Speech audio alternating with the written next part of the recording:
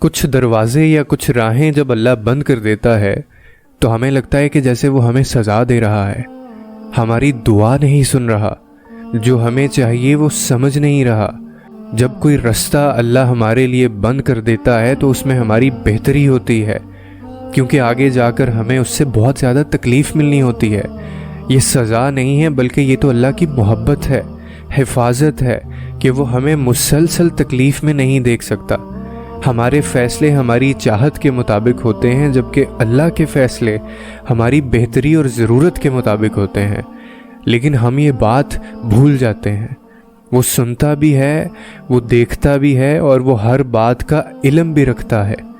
اور بے شک ہر چیز کا علم صرف خدا کو ہے، انسان تو بس ایک کچا منصوبہ ساز ہے۔ تم خود ہی خود کو تکلیف میں رکھتے ہو، ورنہ وہ تو بڑا مہربان ہے اور جانتا ہے، وہ بھولتا نہیں ہے، لیکن تم بھول جاتے ہو کہ جس نے یہ حالات پیدا کیے ہیں وہ یہ حالات بدل بھی تو سکتا ہے۔ انسان کے بس میں کوئی چیز نہیں ہوتی، تو جب انسان کے بس میں کوئی چیز نہیں ہے تو پھر کیوں لڑتے ہو خود سے؟ کیوں خود کو تکلیف میں رکھتے ہو؟ کیوں مایوس ہوتے ہو، یہ جانتے ہوئے بھی کہ اس کے حکم کے بغیر ایک پتا بھی نہیں ہل سکتا، اور اسی کے حکم پہ یہ کائنات ختم بھی کر دی جائے گی، بالکل اسی طرح جس طرح اسی کے حکم پہ یہ کائنات بنائی گئی ہے۔